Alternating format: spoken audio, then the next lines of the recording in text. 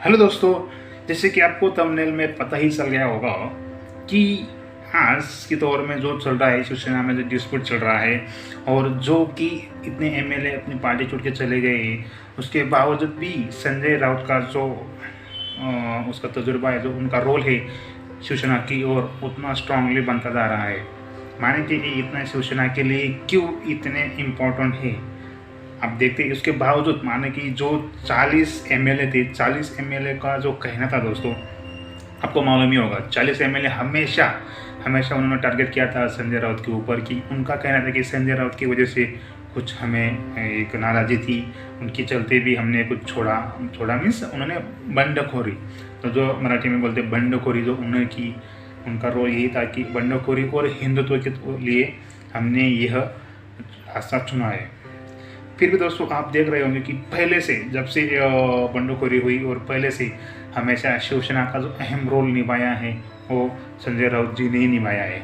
कि उसके पीछे क्या कहानी है, कौन है संजय राउत और क्यों इतना उनके साथ इतना अच्छा घनिष्ठ, मतलब जो कहते हैं इतना संबंध इतना स्ट्रांगली है पहले से।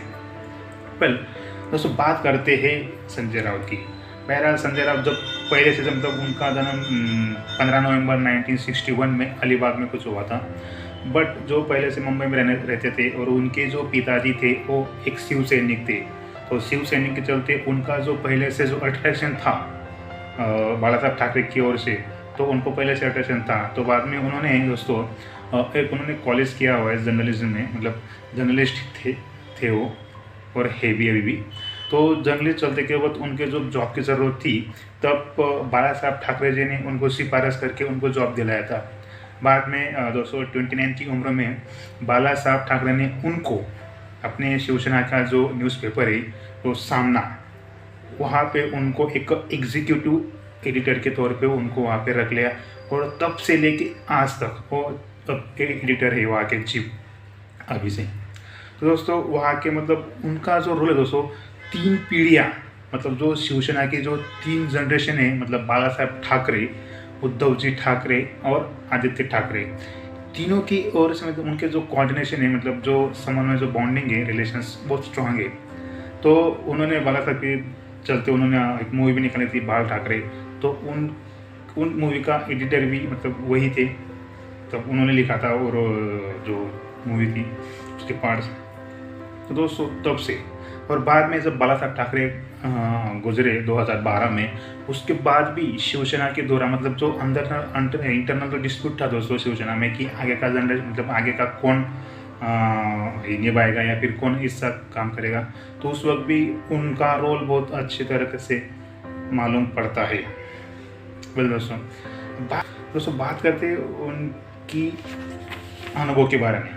दोस्तों अगर देखा जाए, पॉलिटिक्स में ये आए 2004 से, माने कि 2004 से ये as a member of parliament, जो हमारे राज्यसभा है वहाँ पे चुन के जाते हैं हमेशा, 2004 से लेकर आज तक।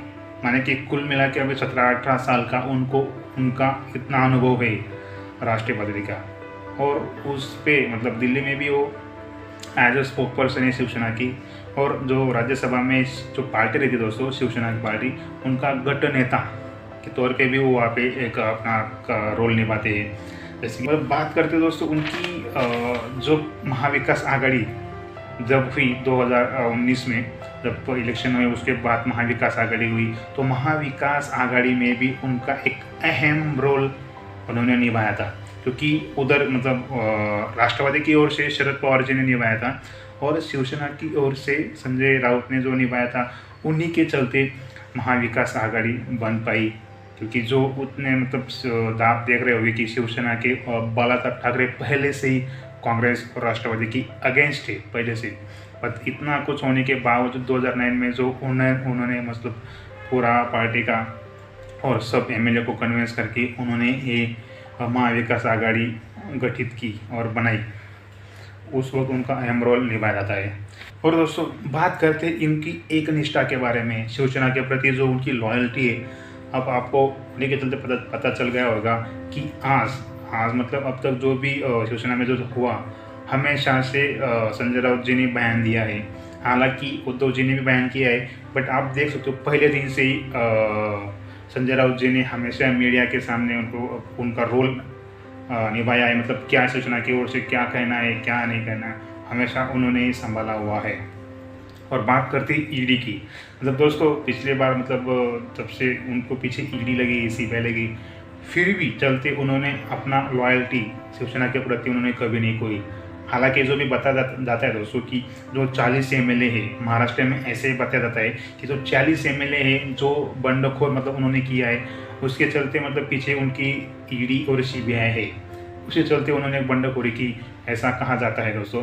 क्योंकि अब बात करते हैं दोस्तों उनकी जीवन शैली के बारे में। माने कि जो शिवसेना में दोस्तों जो उद्धव जी मतलब बालासाहेब ठाकरे एक एग्रेसिव पर्सन थे और शिवसेना का जो मेन चेहरा वही थे, और जो शिवसेना की जी आइडेंटिटी दोस्तों थी, आइडेंटिटी शिवसेना की वही थी कि एग्रेसिव पर्सन्स पहले से ही।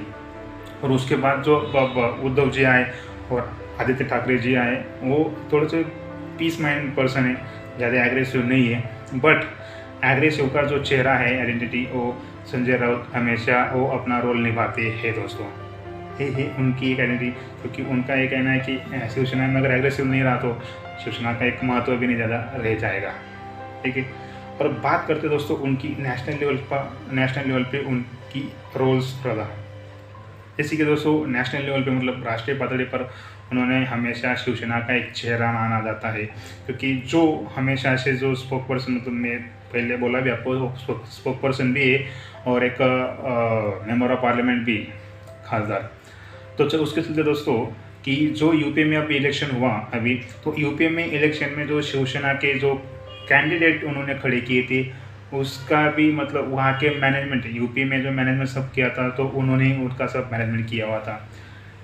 बाद में दोस्तों गोवा में और पश्चिम बंगाल में जो कैंडिडेट खड़े करने हैं वहाँ पे, तो उसकी भी घोषणा उन्होंने ही की थी दोस्तों। और दोस्तों जब पिछले साल जो किसान आंदोलन था, तो किसान आंदोलन में शिवसेना के प्रति क्या रोल है, तो उन्होंने वहाँ पे एक अच्छी तरीके से उनको किसान आंदोलन को एक पार्टिसिपेट किया था और उनको सपोर्ट किया था किसान आंदोलन में, कि शिवसेना का किसान आंदोलन में सपोर्ट है, ऐसा उन्होंने राज्यसभा में भी कहा था और बाहर भी कहा था।